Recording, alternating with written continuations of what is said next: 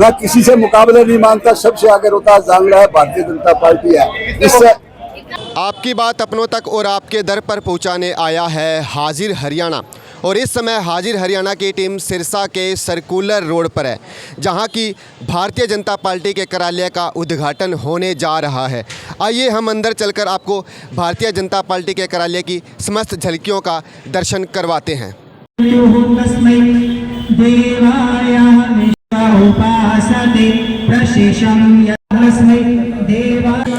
आइए हाजिर हरियाणा की टीम के द्वारा मैं आपको भारतीय जनता पार्टी कार्यालय का समस्त झलकियों को दिखाने का प्रयास करता हूं। जैसा कि मैं आपको बताना चाहूँगा कि भारतीय जनता पार्टी से रोहतास जांगड़ा जी को उम्मीदवार बनाया गया है। 2009 में भी भारतीय जनता पार्टी ने उन पर विश्वास जताया था। फिर से हाईकमान ने उन पर विश्वास जताते हुए 2024 में फिर से बीजेपी ने उन्हें सिरसा से प्रत्याशी बनाया। आइए मैं आपको भारतीय जनता पार्टी के कार्यालय की समस्त झलकियों को दिखाने का प्रयास करता हूं। लेकिन आप मेरे साथ इस पंडाल के अंदर देख सकते हैं कि भारतीय जनता पार्टी के सभी वरिष्ठ कार्यकर्ता, सभी वरिष्ठ नेता और समस्त समाज और उनको चेहरने वाले सभी लोग इस पंडाल के अंदर मौजूद है। आइए हम लोगों के बीच में पूछकर उनकी प्रतिक्रिया जानने का प्रयास करते हैं। समस्त कार्यकर्ताओं को देख सकते हैं, आइए इनसे बात करने की कोशिश करते हैं। तो जी क्या कहेंगे, आज जो बीजेपी के ऑफिस का उद्घाटन किया जा रहा है, आप समाज के नाते आए हैं या बीजेपी के कार्यकर्ता के नाते? समाज का नाता आए हो या बीजेपी का नाता है? बीजेपी के नाते। तो आप देख सकते हैं, लोगों से जानने की कोशिश करेंगे, समाज के नाते आए या बीजेपी के नाते? बीजेपी के जी। समाज का नाता आए हो या बीजेपी का नाता है? बीजेपी फुल सपोर्ट है। फुल सपोर्ट है बीजेपी की जी। हरियाणा में तीसरी बार भारतीय जनता पार्टी की सरकार बनने जा रही है, तो शीर्ष नेतृत्व ने पुराने एक छोटे कार्यकर्ता पर दूसरी बार विश्वास किया है।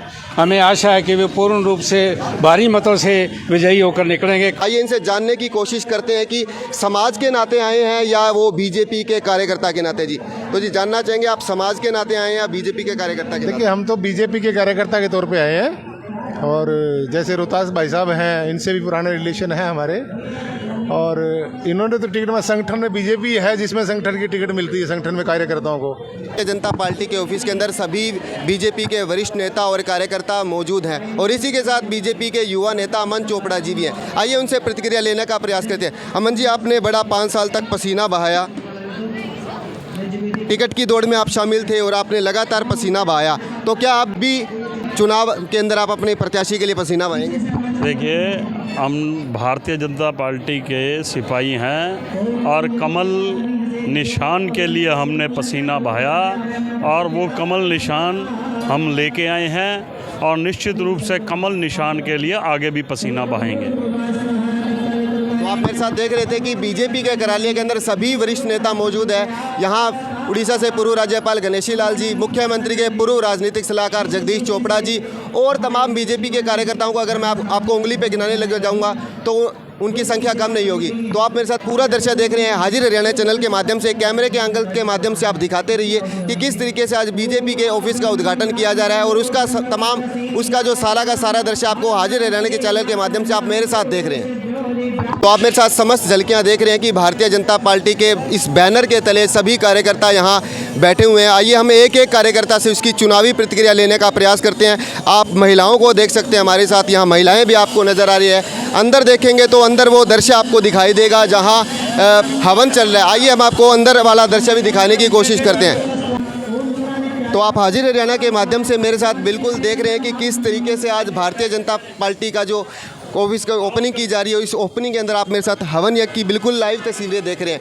देखिए, आज हम सबके लिए बहुत खुशी का दिन है, खास करके सिरसा विधानसभा के सब कार्यकर्ताओं के लिए। क्या सिरसा विधानसभा का जो हमारा चुनाव कार्यालय है उसका उद्घाटन हुआ है।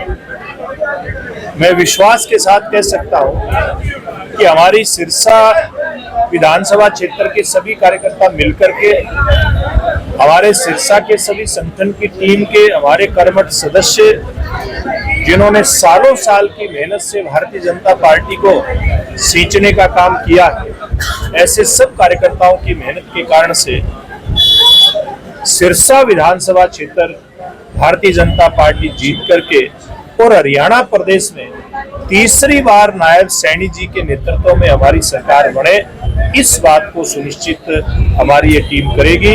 आज मैं अपने रोहतास जांगड़ा जी को भी बधाई दी है कि एक बहुत सामान्य कार्यकर्ता भारतीय जनता पार्टी ने यहाँ उम्मीदवार के रूप में दिया है। ये सालों साल से भारतीय जनता पार्टी के काम को संगठन में भी करते रहे और जब सरकार हमारी इस प्रदेश के अंदर बनी तो कैसे मजदूरों के बीच में उनके कल्याण के काम किए जा सके, जितने भी जन कल्याण की योजनाएं हो सकती थी वो हरियाणा के अंदर बने। इनमें हमारे सब ऐसे बंधुओं की टीम का बहुत बड़ा योगदान है और जब योजना बन गई, सरकार ने उसको इम्प्लीमेंट कर दिया, तो रोहतास जी के नेतृत्व में पूरे हरियाणा प्रदेश के अंदर हमारे मजदूर भाइयों को उनका अधिकार उनके घर बैठे उन तक पहुंचे, इस बात को सुनिश्चित करने का भी काम किया है। तो ऐसे संघर्षशील हमारे साथी कार्यकर्ता को भारतीय जनता पार्टी ने यहाँ से उम्मीदवार बनाया है, कमल का फूल दे करके भेजा है, तो निश्चित रूप से ये जीत करके विधानसभा में जाएंगे। फिलहाल जो चुनावी माहौल आपको क्या नजर आ रहा है पूरे प्रदेश? देखिए, जैसे मैंने कहा, आज पूरे प्रदेश के अंदर, जैसे देश में जब नरेंद्र मोदी जी प्रधानमंत्री का चुनाव लड़ रहे थे, भारतीय जनता पार्टी लोकसभा का चुनाव लड़ रही थी, तो विरोधी दलों के नेताओं ने बहुत सारे भ्रम फैलाने का काम किया था। विरोधी दल के नेताओं ने यहां तक प्रचार किया किसानों के बीच में किसानों की जमीनें छीन जाएंगी, किया था कि नहीं किया था? मैं आपसे पूछना चाहता हूं, किसान की 1 इंच भी जमीन कोई भारतीय जनता पार्टी के राज में छीनी क्या? और ना ही किसी की हिम्मत कि भारतीय जनता पार्टी के राज में किसी किसान की जमीन छीन जाए। जमीनें छीनती थी तो कांग्रेस पार्टी के राज में छीनती थी और हरियाणा सरकार में जो लोग नेतृत्व करते थे उनके बड़े दामाद को जमीनें छीन करके दी जाती थी। तो इसी प्रकार से भ्रम फैलाया गया कि देश के अंदर संविधान खत्म हो जाएगा, आरक्षण खत्म हो जाएगा। भारतीय जनता पार्टी ने फिर भी देश की जनता का विश्वास मत हासिल किया, मोदी जी ने विश्वास मत हासिल किया। अब लोगों के ध्यान में आ गया कि जो झूठा आरोप भारतीय जनता पार्टी पर लगाते थे कि ये संविधान खत्म कर देंगी, आज उन्हीं का नेता राहुल गांधी विदेश में जाकर के उस आरक्षण को खत्म करने की बात करता है। तो ऐसे बहुत सारे मुद्दे हैं। लोगों को इस बात का भी ध्यान है कि अगर कहीं गलती से दूसरी पार्टी को मौका मिलता है तो हमारे बेरोजगार नौजवानों को जो मेरिट के आधार पर हमारी सरकार ने रोजगार दिया है, अगर कहीं गलती से दूसरी पार्टी की सरकार आती है तो उनका रोजगार भी उनसे छीनने का डर युवाओं को सता रहा है। ऐसे बहुत सारे मुद्दे हैं जिनके चलते मैं दावे के साथ कह सकता हूं कि हमारी सरकार तीसरी बार हरियाणा प्रदेश के अंदर बढ़ेगी। आगे सर आपको बधाई। सबसे पहले आप सभी मेरे पत्रकार भाइयों को नमस्कार करता हूँ। आप इतनी संख्या मुझे आशीर्वाद देने आए हो और मेरे केंद्रीय नेतृत्व का, मेरे प्रदेश के नेतृत्व का जो इतनी बड़ी जो जिम्मेवारी सौंपी है मैं उनका धन्यवाद करता हूँ। हमारे राजस्थान से साहब, हमारे प्रदेश के नेताओं ने प्रोफेसर साहब ले गए, प्रोफेसर साहब सारे पूरी जनता का इतना प्यार है कि मैंने आज तक जिंदगी में नहीं सुनी। जैसे मेरी टिकट अलाउंस हुई, हमारे को यही नहीं पता, जैसे मैं सपना देख रहा हूँ, मेरे परिवार को नहीं पता, किसी को नहीं पता। मैं ये नहीं कह सकता था कि मैं इसको बताऊं ना, ऐसा मेरे साथ ये करिश्मा हुआ और ऐसा ही करिश्मा 8 तारीख का होगा, ये मैं बता दूं। एक छोटे से बुलावे पर कितने लोगों का आ जाना? मैंने किसी को नहीं बुलाया, अपना आप आइए। ये भी देखो, कोई आदमी कह दे रोहतास जाएगा, किसी को टेलीफोन किया, अपने आप इनको टेलीफोन है। मुझे टाइम ही नहीं मिला। रात को 9:30 बजे मेरे पास ऊपर से टेलीफोन आता है कि अपनी तैयारी करो। सुबह मैं तो एकदम से, मैं कहाँ से खाता खुलवाऊंगा, रात को कहाँ से कागज लाऊंगा, किसके नाम क्या है, मेरे को नहीं पता। मैंने वो सारे परसों करा करके कार्यालय कल करवा करके, और सब ने ये जो भारतीय जनता पार्टी की सेना है इन्होंने किया, मैंने कुछ नहीं किया, ये सब परमात्मा ने किया है। 10 साल आपकी सरकार रही है, अब आगे अगले 10 साल में जितना काम किया है सरकार ने, आप लोगों से बताने की जरूरत नहीं है कि जितना काम इस सरकार ने किया है किसी ने किया ही नहीं। गरीब से गरीब जो हमारा मजदूर भाई साहब, उसके बच्चे लगे। कोरोना काल के अंदर जितना मोदी जी ने किया, पूरे मतलब एक अमेरिका ने हाथ खड़े कर दिए थे, मोदी जी ने हाथ नहीं किया। कोरोना काल के मैं उस टाइम में बोर्ड का सदस्य था श्रमिक विभाग का। मेरे को आदेश आया कि आप जाकर के साइन करिए कि हमारे जितने मजदूर भाइयों जो कापी है POCW बोर्ड की, उनके खाते में हमने हर हफ्ते 1,000 यानी 1.25 महीने तक हमने 5,000 रुपये खाते में डाला, क्योंकि सारा हिंदुस्तान बंद था।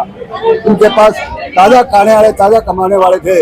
मोदी जी के और मनोहर लाल जी के आदेश के ऊपर हमने उनके 1.25 महीने तक उनके खाते के अंदर 1,000 रुपये। सर मुकाबला किससे मानते हैं अपना? मैं किसी से मुकाबला नहीं मानता, सबसे आगे रोहतास जांगला है, भारतीय जनता पार्टी है। इससे मार्जिन तो 8 तारीख को पता लगेगा, मैं पहले क्या बताऊं। किस तरह से जीत का डंका बजाएंगे? ये जनता बजाएगी, मैं नहीं बजाने वाला। ये चुनाव जनता का, रोहतास जांगला नहीं है, मोदी जी का है, नायब जी का है। इससे अच्छा प्रधानमंत्री आपका आ नहीं सकता और इससे अच्छा मुख्यमंत्री आपका नहीं आ सकता और इससे साधारण सदस्य आपका सबसे का विधायक नहीं आ सकता। प्रचार कैसे करेंगे सर? प्रचार जनता कर रही है, मैं कर ही नहीं रहा कुछ। लोगों ने पता प्रचार हमारा 10 साल में है, तो मुख्यमंत्री जी ने किया है काम। प्रधानमंत्री जी मेरे को कहने की जरूरत नहीं, सब लोगों को पता है। पढ़े लिखे मेरे सारे पढ़े लिखे ज्यादा हो रोहतास में क्या हो, जितना काम इस सरकार ने क्या तक 2024 में क्या नया करने का विचार है अगले टर्म में, अगर आपको मौका देती है? मौका दे दिया मेरे को, अब देखते रहा। अब पहले बताना ठीक नहीं है, करता जाऊंगा मैं। मेरे को जब डायरेक्टर बनाया किसी को पता नहीं था उस बोर्ड का।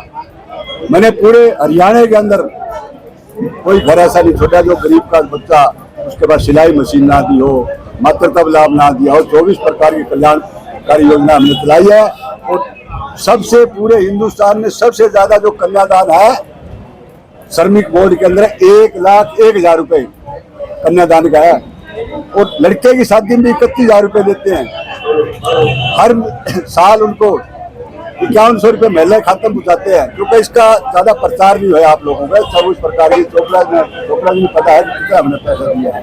और हुड्डा सरकार में तो ये बोर्ड बेच दिया था, इन्होंने गाड़ियां खरीद ली थी, वो तो हाई कोर्ट में जाकर के हमने इसका स्टे दिया तो वो पैसे इसके खाते में आए। इन्होंने एक NGO को ठेका दे दिया, हमने ठेका नहीं दिया, तो हमने लोगों को सीधा जनता में जिससे तो मुख्यमंत्री बने हैं। नायब शहरी मेरे को बुलाया क्या विचार है, मैं को जी थोड़ा सा मजदूरों की दिक्कत है। 19 तारीख को पिछले महीने के 80 करोड़ रुपया उनके खाते में डाले। किसी यहाँ मजदूर से कोई आए हो गए पूछ ले उनको, तो ये खाते में डाले। जो अंतिम छोर पर वक्त लेता है उसकी सोच करता है हमारे देश का प्रधानमंत्री, हमारे प्रदेश का मुख्यमंत्री नायब जी शहरी बहुत सामान्य परिवार से है। आपको किसी को नहीं पता था, मेरे को नहीं पता, तो भी मुख्यमंत्री बने। ये राजस्थान की सरकार है, उनको जो भजनलाल मुख्यमंत्री है, ये भारतीय जनता पार्टी है। जो मोदी का नारा है सबका साथ सबका विकास, बिल्कुल है जी। तो मेरे जैसे गरीब आदमी को टिकट दे रखे, इससे ज्यादा आपके सामने उदाहरण बड़े बड़े जो सारे फैल हो गए, इससे ज्यादा मैं क्या